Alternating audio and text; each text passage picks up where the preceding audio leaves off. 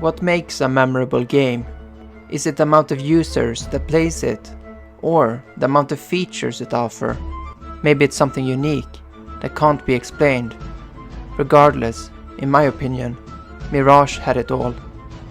It was a free online role-playing game source, far before its time, that offered indie developers a chance to shine.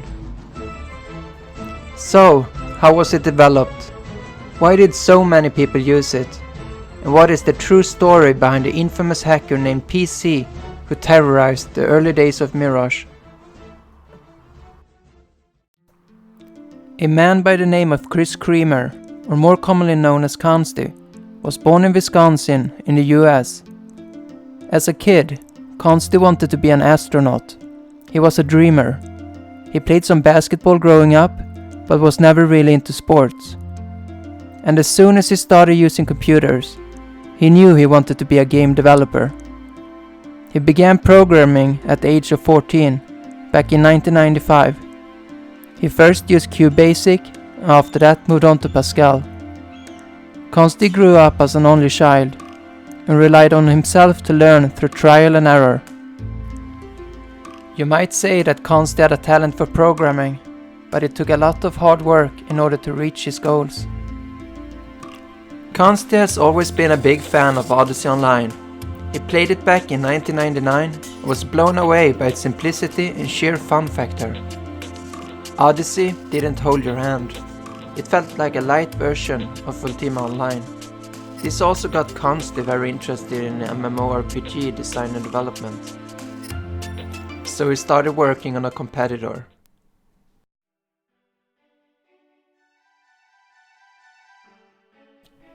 It started out as Final Fantasy Online, developed in Visual Basic 6. This became the prequel to what was to come. Consti had learned a lot from making it and was only 19 years old at the time. He wanted to have a game that felt like Odyssey but looked like Final Fantasy, a mix between the two. In late 2001, Consti decided to rewrite it from scratch, and after 2 weeks of intense work, the first prototype of Mirage Online was born. This is where the story begins. The name Mirage came from a previous single-player RPG Consti developed in 1998 called Mirage: The Rebellion. It was written for DOS using Borland Pascal. It was a basic pixel game, and Consti always liked the name of it. He wanted a unique game name, and Mirage stood out. The idea was to have a game where the world is a dream, a series of mirages that people live in, and that's why the game always had all the game editors built in, so that you could make new experiences in real time. Consti was just 20 years old when he first started Mirage. He was attending a community college while working at a fast food joint. Mirage became his final project for his VB6 programming class. What Consti had created was something great, especially considering this was way back in 2001, where most of the games were made by big studios. It would have been easy to cut too many corners, or even overdo aspects of Mirage. But Consti made things just right, and this started an era of drama that lasted more than 10 years. Mirage was made in Visual Basic 6. This was a programming language, which at the time was the most popular language in the world. Visual Basic 6 was created by Microsoft and released in the mid-1998. Its main usage was for Windows applications, but this didn't stop Consti from creating something unique. Visual Basic 6, or more commonly known as VB6, consisted of a visual editor with code behind. In simple terms, this meant that you could easily create applications that looked just like Windows at the time. The code behind allowed the programmers to add actions that were triggered when inputs were made. The simplicity that VB6 offered helped Consti create Mirage in such a short time. Mirage consisted of two projects, the game client and the server. These communicated with each other through TCP using a component called WinSock. The client sent requests and the server answered. Mirage was intended to be a simple game, but its journey had just begun.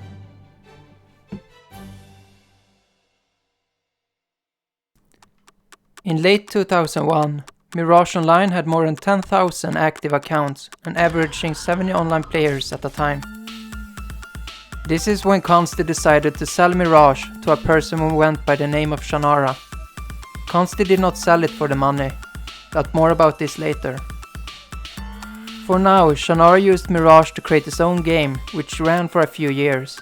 He also decided to sell the source to a person named Kyle, but with the ability to continue using it for himself. So while Shannara was working on his game Mirage Online in 2002, Kyle was working on a game engine known as Playworlds. Playworlds was a closed-source online role-playing game engine, free to use, and shortly after gained a massive fan base. Many felt that Playworlds was perfect. It didn't have the option to customize game interface, but the default interface held up for its time. It's important to remember that this was an era where indie games was still a rarity compared to today. Since both Mirage and Playworlds was made from the same source code, both share the same flaws. This is where a hacker known as PC started his terror. He got his hands on the source code from both Mirage Online and Playworlds. At this point, Shannara was sick and tired to fight back against PC, so Shannara decided to release Mirage to the public. In late 2003, Mirage Source was born. The 29th of December 2003, a website was set up. Originally founded by Jan Gunther, also known as Granite, was now owned by Shannara. Mirage was now officially free to use for anyone who wanted to make a game. It was now an open source game engine that quickly gained popularity. There were two versions, MS-303 and MS-307. The difference between them was that the 303 version stored all the game data in text files, while the 307 version used SQL to store the data in a database. A lot of people tried their luck with Mirage, many of whom had little to no previous experience, so there were exploits and bugs that followed, but the community was friendly and assisted with help if asked for. For the members, the dream of being a game developer was born. Features was passed between creators through tutorials consisting of mostly copy and paste code, meaning some big shortcuts could be made. But in the end, this spawned hundreds of indie game developers who may be working with programming today. There was one closed source engine that rivaled that of Playworlds. In 2004, Confuse was released. Confuse was made by three people: Coke, also known as Liam, and GSD, short for God Sent Death, and Unreal. They had created the next step of evolution for Mirage. It was packed with new features that not many people had. The entire interface was new and stylish. It offered scrolling maps, which was a feature not many had in their games at the time, and only a few programmers offered that feature for sale. Confuse made some money from a VIP system that granted some players the ability to slightly request customized games. It also offered a secret forum board where they could easier talk to Coke and GSD.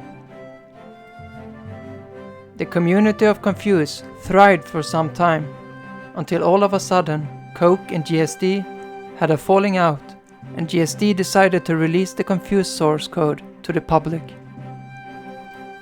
From the ashes of a great closed game engine started a new era in its development as an open source engine. People quickly put their hands on this feature-packed source code. Over the next years, the normal Confuse source spawned the following versions: Confuse Milestone, Confuse Debugged, Elysium Milestone, Elysium Debugged, Elysium Debugged, Elysium Diamond 1, Elysium Diamond 2, Elysium Diamond 3.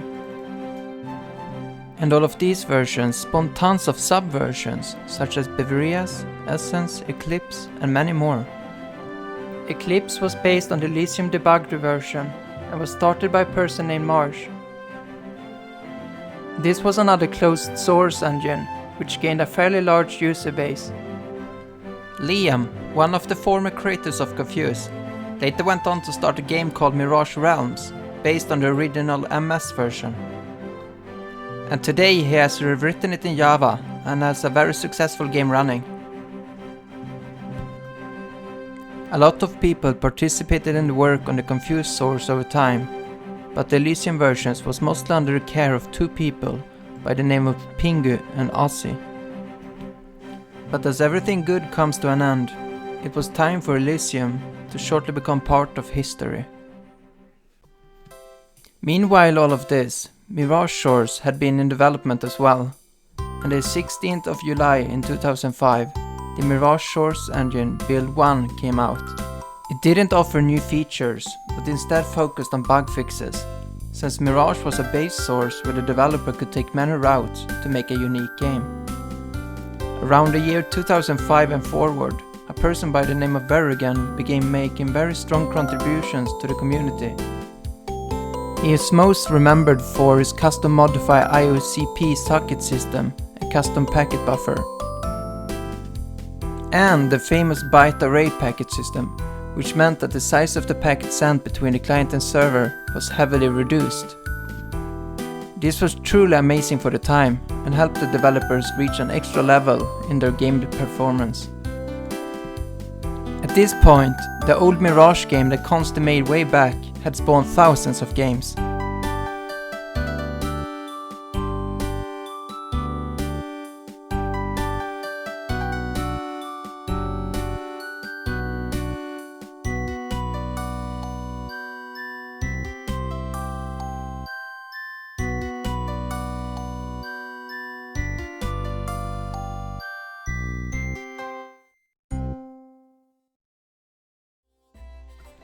The 5th of January in 2007, Shannara had decided to sell Mirage Source. It was purchased by a person from Sweden who went by the name of William. A new release was planned, and in early 2008, Mirage Source Engine Build 2 was released.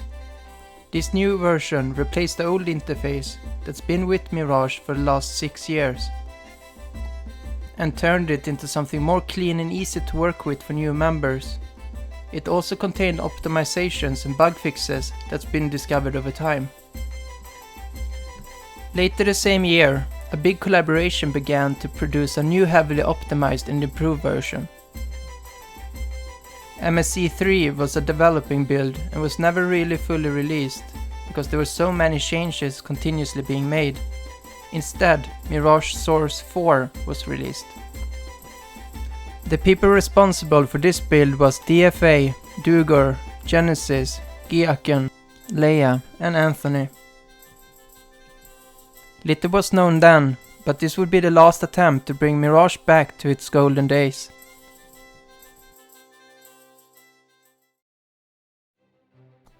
Even though the community was getting smaller, there was still a lot of games in development, but many more that has since long been shut down. Let's take a tiny peek at some of those games that were still around. Fade Online. Created by a person now known as Matt, but previously went by the name of Perfect, it offered a huge in-game world with good potential for gameplay. Silverdale. The game was started in 2007 by Mythlomion and later received assistance from a person by the name of Robin. It had amazing interface graphics and offered PvP, dungeons and bosses. Nin Online. Started by a person now known as Rory, it was a work in progress back in 2008, and this might still be active, although it's unconfirmed if it's still Mirage or not. Key to Heaven. Created and finished by William, who at the time was the owner of Mirage. The game offered leaderboards, custom graphics, and a full game of content. Today, Key to Heaven is being ported to .NET, and once finished, it will be available to play on Steam. If you go to this website, you can be part of the new launch. Final Saga. Started by Exlitan back in 2009 using the MS-303 version. Today it's being redeveloped in C# to take advantage of what .NET has to offer. Secrets of Mirage. This is one of the older games that's still up and running from the early Mirage era. It began in 2002 and has since evolved into something quite special. While the community of Mirage was developing games and engines, Consti was actually working on a fairly secret project that he did not tell many people about. Between 2008 and 2010, Consti was developing a new version of Mirage in Java. However, this project was never finished. It ultimately was too exhausting programming a graphical user interface using Swing, and Consti didn't want to make all the built-in editors using it. He had also attempted a ActionScript version of Mirage during the same time.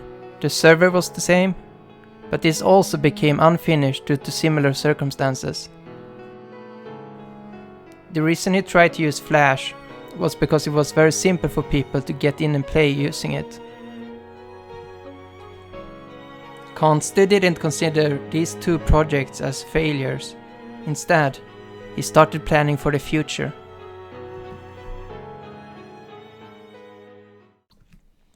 In 2012, William had decided to sell Mirage due to the lack of time and dedication he could offer the community. He had spent a lot of time maintaining the Mirage community, working on his game Key to Heaven, and studying to become a computer engineer. A few people offered interest in purchasing it, and two of them was Shannara and James. James had previously shown interest in shutting Mirage down for his own personal reasons. So instead, Mirage was sold back to Shannara, which seemed like a good choice at the time. Little did William know that just a few days later, Shannara had sold it to James, with the reasoning that he needed quick cash, which meant that overnight, Mirage was gone. The 27th of May in 2012, William brought Mirage back from the grave. It was no longer under the .com domain. Instead, it was now mirageshores.net. William made a promise to the community that the site will remain as is till the end of time. And so it is. Almost 8 years has passed since that day, and the site remains for nostalgia for the people who lived the era that was Mirage.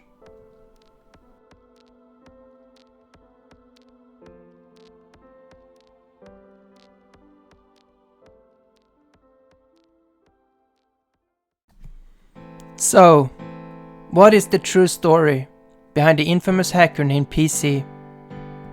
To understand this, we need to cover everything that went on between Consti, Shannara, and PC way back in 2001. Consti met Shannara in an IRC chat room named Era Online, where Consti still hangs out today. This was originally a community of people that played Era Online, a MMORPG from a long time ago.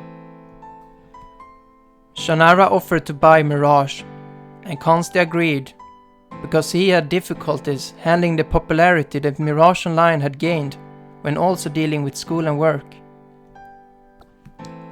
Later on, Shannara did breach the terms of agreement with Consti. To put a long story short, he removed Consti's name from the credits. Even the special thanks section, that was one of the things that he asked to remain. Shannara actively worked to remove Consti from the history books. He He disagreed with it being part of the sale because it wasn't in the original payment details. Consti offered to give back the money Shannara had previously paid, but he rejected their request.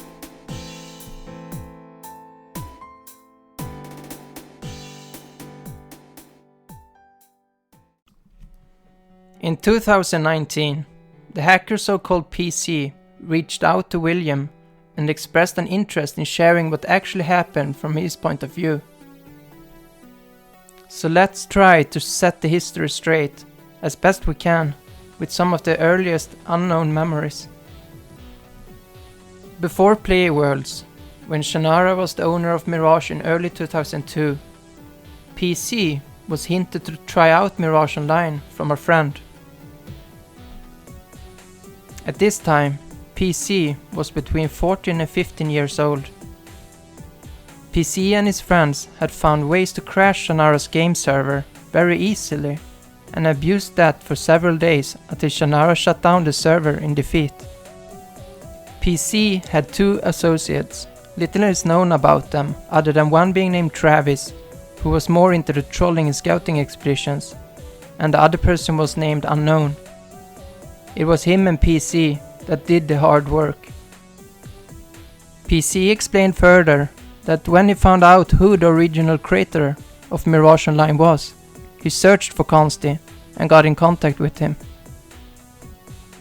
After the attacks against Mirage Online, PC shifted his attention to Playworlds. According to PC himself, he had full access to all the Playworlds hosted servers. The history is a little unclear on exactly where PC obtained Mirage from, but it was either from Consti's old Mirage Online website or from Shannara's website.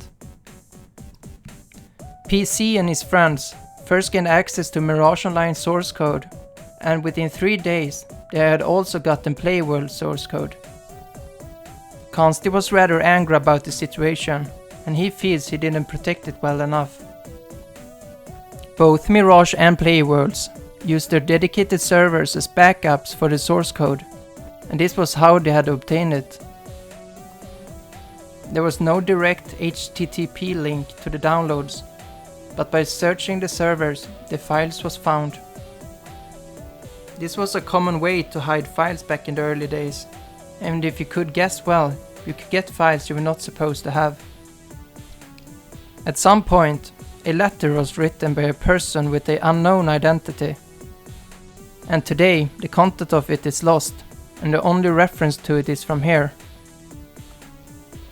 This is part of a larger document written by Shannara in anger and was included in the MS-303 version. If clicking the address, it brings you to a pix.pdf file that is no longer to be found. Sometime after this, in 2003, PC had decided to start a new MMORPG using Mirage. Out came Uber RPG. All that remains today from this game is this screenshot. According to PC, Shannara released Mirage as open source after Uber RPG took off. This information conflicts with what Shannara said previously and can therefore not be taken for certain. PC claims that Uber RPG had fixed the security issues that Mirage Online had and was offering to help the other parties to fix them. But at that time, the trust in PC was long gone.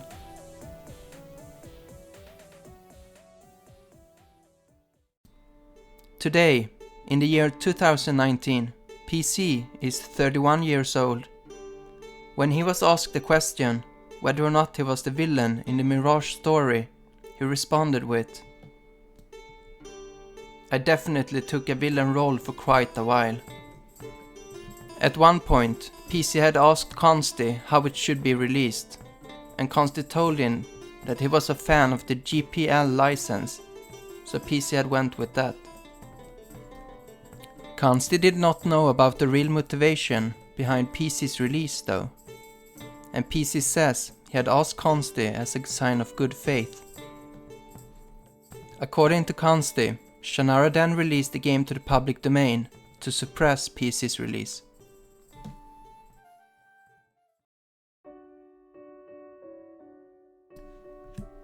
Now, let's end the story of Mirage where we began, with Consti. Consti was asked the question if he thought Mirage would have been open source if it went any other way, and he responded with yes. His worry was that the game was going to become too popular for VB6 to properly scale. At best, VB6 can handle only about 70 to 100 players concurrently. Once the game surpassed that, he would have had to come up with a way to horizontally scale or run separate servers with a shared database backend, but even that has its limits. Financially, it wouldn't have been possible for Consti given the position he was in life. He was not self-sustaining at the time. So he would have informed everyone to enjoy what was made and make something of their own. So ultimately, there would have been a monetary trigger that would have resulted in the release of the source code. Once the game became too popular for his home cable modem to handle. And that was one of the reasons he sold it. He thought Shannara would take it to the next level and would open source it at a later date. He wasn't against keeping it closed source in the short term. The problem with open sourcing any online gaming engine is people no longer want to play content. They want to make content and own something. Once everyone gets there are no players left, and the community fragments to smaller and smaller pieces. But at some point, once all the fun has been experienced in the one, it makes a lot of sense to release the source to ensure the survivability of the experience. During the years of Mirage, a lot of people have asked Consti why he was so distant during the drama-filled years of Mirage and that he disappeared almost entirely from the scene. This was because during his younger years, he was a very private and extremely antisocial individual.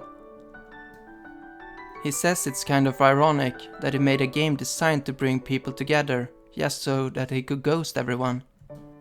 But in all honesty, he felt like it was a way to connect with people and have something in common. When he finally sold the game, he immediately felt disconnected from it. And that triggered him to pretty much go into hiding. Consti has since gotten over a lot of his antisocial tendencies, and he now knows how to speak with people. But he's still a very private and reserved individual until he gets to know someone. So what is Consti doing today? In the summer of 2015, Consti began working on a new project called Mirage Classic. This time the client was developed entirely using HTML5 using JavaScript with no third-party libraries. The server is also in JavaScript using Node.js. A good quarter of the source code is shared between the client and the server, so it helped reduce development time. Consti started this project because he was disappointed in the lack of web-based MMORPGs. He wanted to make a more accessible Mirage, and it's looking like that's finally happening. The old game Consti loves, called the Odyssey, have had a declining community for many years now, and in the past couple of years, the old database for the old main server he used to play on in 1999 was put on GitHub. So Consti started to convert the database to Mirage, and is trying to use the Mirage Classic web engine to help revitalize the Odyssey community, and that's what he's now accomplished. The game may go open source in the future, but it's not ready for that yet in Consti's honest opinion. Mirage Classic is still being developed to this day, as a part-time hobby. The main reason why he's developing Mirage Classic is because to this day he haven't seen anyone really capture that vision of a simple 2D MMORPG that is accessible in today's world. VB6 is becoming harder and harder to get working in a modern operating system, and it's contributing to the decline of MS-based games. He wanted something that is easy for anyone to get in and play and requires no download or install to enjoy. The days of downloading executable files from random websites is gone, so getting something that can be played by simply pointing your web browser to a website and starting to play is incredibly important. Mirage Classic is unique in this way, and it's the reason why Consti chose JavaScript.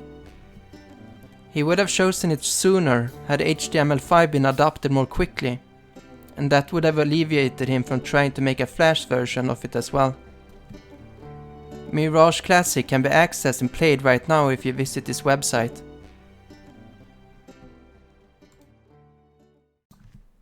This covers the story of Consti and Mirage. If I know Consti right, I don't think this is even the last project we see from him. Let's wait and see what the future holds. But for now, the history ends. Until next time.